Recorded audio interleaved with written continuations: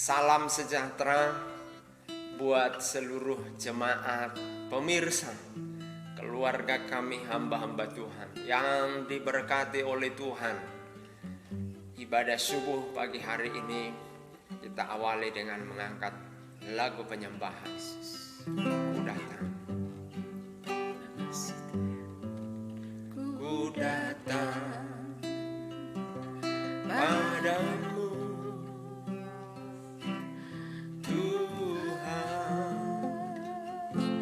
Rajaku,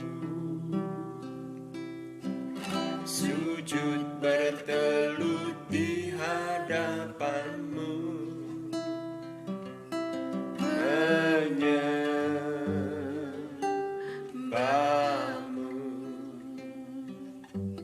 Ku datang padamu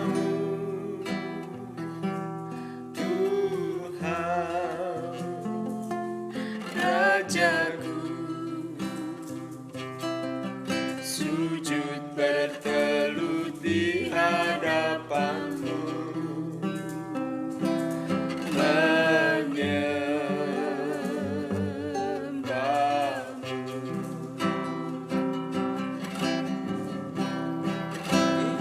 Inilah hidupku,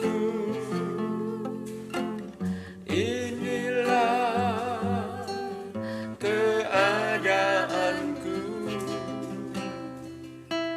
bagai kain yang kotor yang penuh lumpur.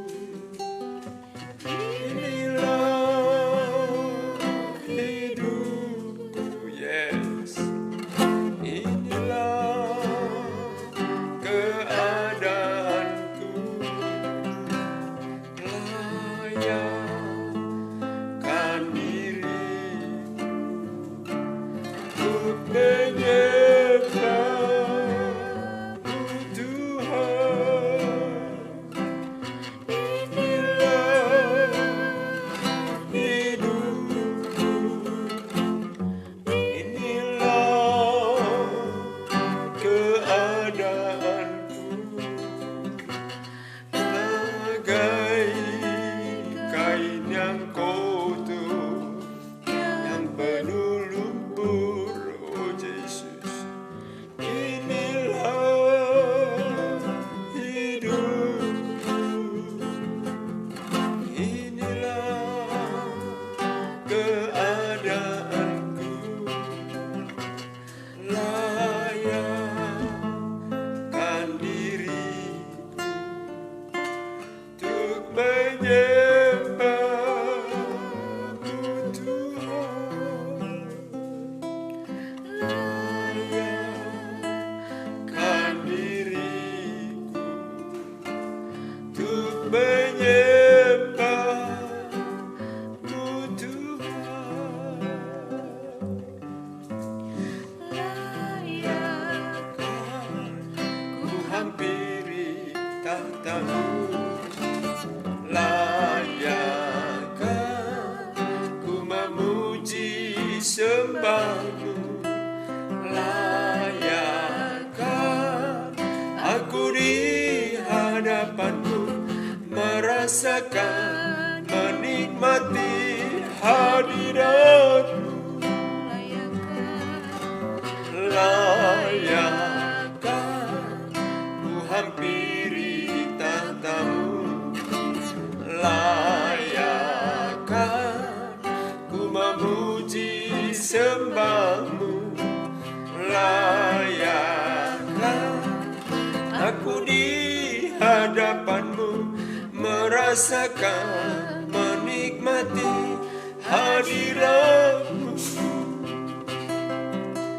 Basuh hatiku dengan darah yang mulia, basuh hatiku dari cemar dunia. Hanya dengan kesucianku berlayar ada di hadiratmu Bapa. hatiku dengan darah yang mulia. Basuh hatiku dari cemar dunia, hanya dengan kesucian ku berlayar. Ada di hadirat-Mu Bapa. Basuh hatiku dengan darah yang mulia. Basuh hatiku dari cemar dunia, hanya dengan kesucian ku berlayar. Ada di hadirat-Mu Bapa. Basuh hatiku dengan darah yang mulia. Basuh hatiku dari cemar dunia, hanya dengan kesucian ku berlayar. Ada di hadirat-Mu Bapa. Hanya dengan kesucian ku berlayar. Ada di hadirat-Mu Bapa. Sucikan kami Tuhan, kuduskan kami selalu. Haleluya. Darah-Mu menyucikan, membasuh kami. Hanya oleh darah-Mu. Firman-Mu yang kami dengar, baharui kami, Amin. kuduskan kami, membersihkan kami hari demi hari. Kami semakin dibaharui menjelang kedatangan-Mu yang semakin singkat Tuhan, sehingga kelak Engkau datang kedua kalinya kami tidak kedapatan bercacat celah di hadapan.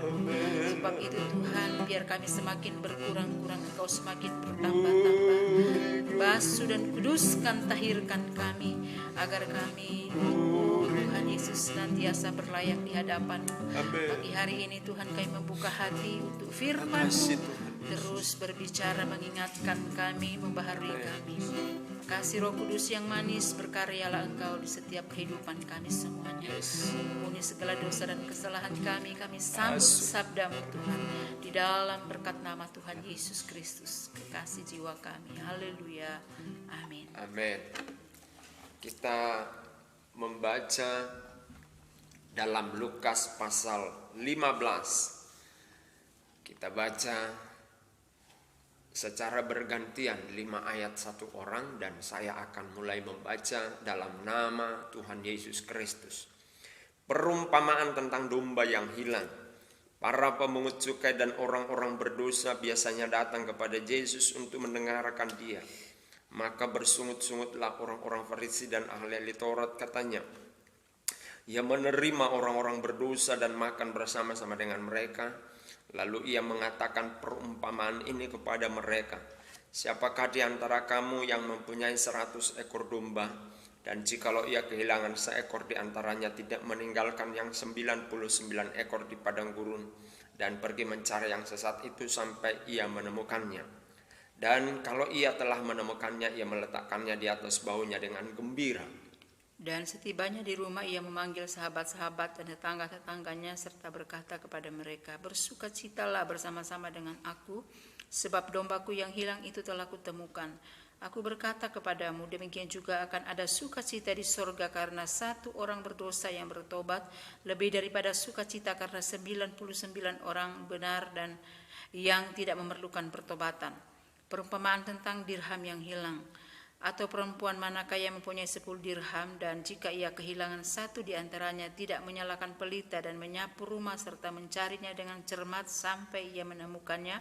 Dan kalau ia telah menemukannya, ia memanggil sahabat-sahabat dan tetangga-tetangganya serta berkata, bersukacitalah bersama-sama dengan aku, sebab dirhamku yang hilang itu telah kutemukan.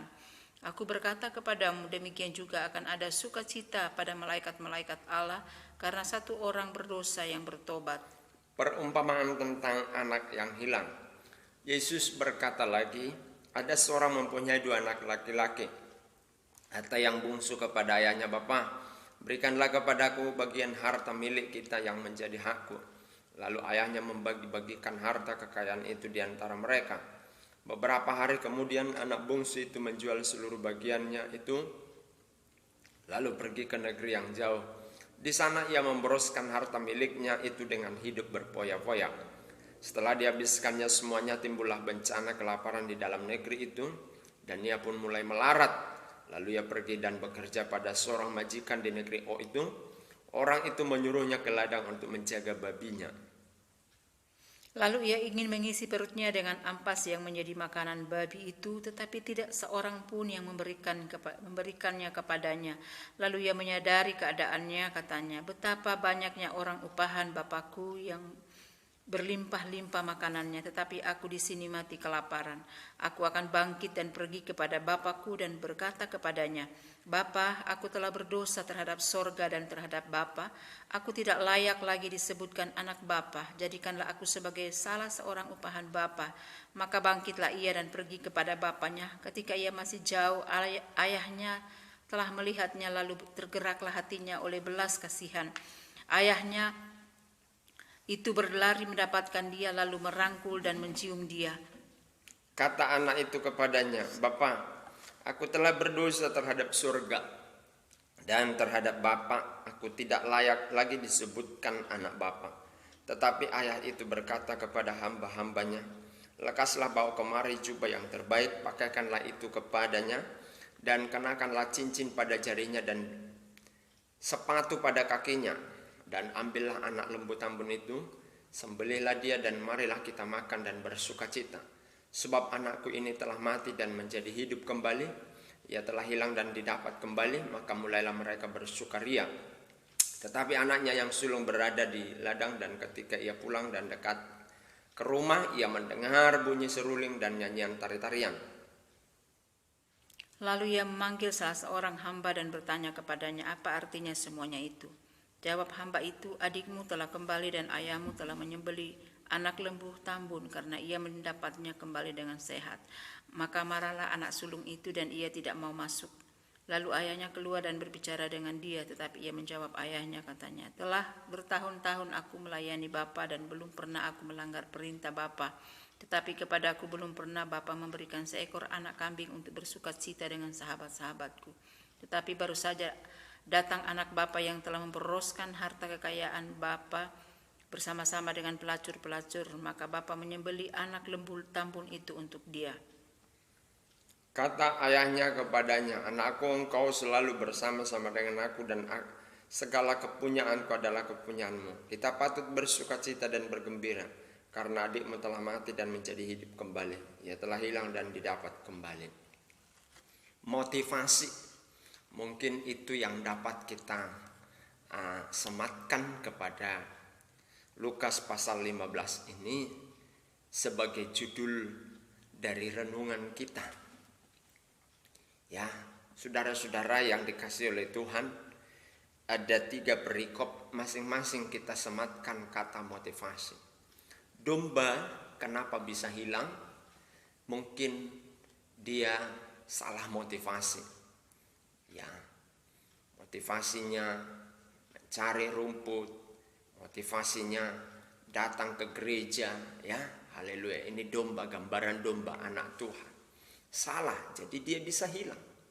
Motivasinya ke gereja hanya ingin usahanya diberkati. Salah? Bukan, tidak salah. Tapi yang salah adalah motivasinya. Motivasi ke gereja adalah bersyukur atas kehidupan, keselamatan yang Tuhan berikan, dan berdoa untuk kita dilimpahi. Nah, kalau motivasinya 2 hal ini dan benar, maka ini meskipun ada di dalam tantangan, dia tidak akan mundur. Ya. Kemudian dirham yang hilang, motivasinya memanggil teman-temannya, ya, ketika ketemu dirhamnya yang hilang, ada sukacita. Sukacita itu untuk memuliakan Tuhan. Ya, sukacita kita, kemegahan kita untuk Tuhan. Itu motivasi. Kemudian perikop yang ketiga tentang perumpamaan anak yang hilang ini, saudara-saudara, dia minta bagian harta, warisan kalau zaman sekarang begitu. Motivasinya hanya untuk berfoya-foya, tidak punya planning ke depan. Harta sifatnya habis karena dia bukan kekal, maka perlu kita kembangkan. Jadi saudara kalau mendapatkan warisan, kembangkanlah, jangan justru berkurang, tapi saudara harus tambah, karena nanti kelak juga saudara mewariskan kepada anak saudara harta saudara. Nah, yang terlebih utama adalah persiapkan hatimu, persiapkan keturunanmu menerima warisan rohani, yaitu iman. Itu motivasi kita. Jadi si anak yang hilang ini motivasinya berfoya-foya. Dia minta bagiannya, itu memang haknya meminta warisan itu. Tapi belum waktunya, lalu dia minta bagian itu. Dia berfoya-foya. Karena apa? Motivasinya salah. Lalu dia merantau. Di tempat perantauan motivasinya salah. Hanya untuk berfoya-foya. Akhirnya dia miskin. Dia menjaga babi, menjadi pekerja begitu ya. Motivasinya salah apa? Hanya untuk perut. Bekerjalah bukan untuk hanya perut, tapi bekerjalah untuk mencintai pekerjaan itu. Bagaimana kita menjadikan pekerjaan itu bagian hidup kita? Motivasi. Saudara datang ke gereja, motivasinya apa? Perbaiki motivasimu kalau motivasimu salah. Ke gereja hanya engkau untuk dibantu gereja, salah. Tapi motivasimu ke gereja untuk berpikir apa yang saya harus buat untuk Tuhan dan gerejanya, untuk hambanya, itu motivasi yang benar. Maka gereja akan memberikan, Tuhan, gereja dan hambanya akan melakukan bagiannya. Jadi kalau saling tahu bagiannya, tidak ada yang salah. Tapi kalau hanya menjadi jemaat yang motivasinya mendapat bantuan terus, ini nggak benar ini. Haleluya. Akhirnya dia nanti malas, mengandalkan manusia, mengandalkan institusi. Jadi dia tidak produktif nanti. Tapi kalau motivasinya benar, dia ke gereja memuji Tuhan. Motivasinya hanya memuji Tuhan, maka Tuhan akan limpahi dia. Saudara-saudara, motivasimu membuka usaha dan perusahaan, benarkan dulu. Bukan untuk maksud saya begini, bukan hanya untuk memenuhi kebutuhan keluarga, tapi untuk memuliakan Tuhan. Itu terutama. Baru memenuhi kebutuhan keluargamu dan menjadi berkat bagi sesama. 3 motivasi itu seurut, jangan dibalik. Barat mata rantai saling terkait satu dengan yang lain.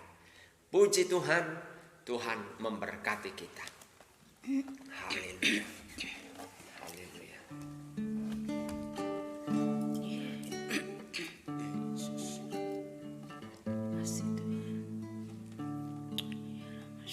Makasih Tuhan Yesus. Makasih Tuhan. Makasih. Berita bagi kakiku, terang bagi jalanku. Firman-Mu berita bagi kakiku, terang bagi jalanku.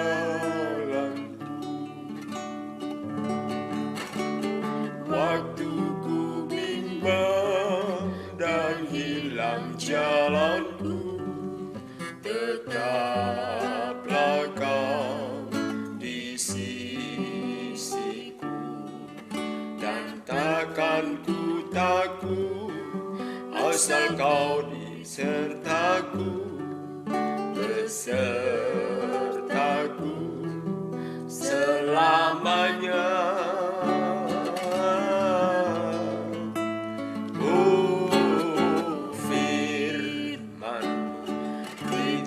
Bagi kakiku, terang bagi jalan. Firman-Mu lah yang menerangi hati kami dan pikiran kami, sehingga kami memiliki motif-motif yang benar, mengiring Tuhan, bergereja, beribadah, membuka usaha, perusahaan untuk memuliakan, mengelu-elukan, menyanjung Tuhan dan menjadi berkat bagi sesama dan gereja Tuhan. Terima kasih buat firman Tuhan, tema yang sungguh dahsyat, memotivasi kami, mendorong kami kepada motivasi yang benar. Kalau selama ini motivasi kami salah, ampuni kami, dan kami mau bertobat, menghampiri Tuhan di dalam motivasi yang benar. Memberkati pemirsa, keluarga kami, hamba-hamba Tuhan, jemaat-Mu. Di dalam nama Tuhan Yesus Kristus, kami letakkan nama-Mu di atas kehidupan jemaat-Mu, keluarga kami, hamba-hamba Tuhan dan pemirsa. Dan kami berdoa buat bangsa, negeri kami, pemerintahan kami. Kami letakkan nama-Mu, Tuhan Yesus Kristus, menolong dan menolong. Kami berdoa buat pemilu tahun 2024, tolong berjalan sesuai dengan arahannya Tuhan sendiri. Tuhan pengendali atas atmosfer di negeri kami ini. Segala puji, hormat dan kemuliaan bagi-Mu. Di dalam dan demi nama Yesus kami berdoa dan mengucap syukur. Haleluya. Amin. Puji Tuhan, selamat beraktivitas. Tuhan Yesus memberkati Bapak Ibu semuanya.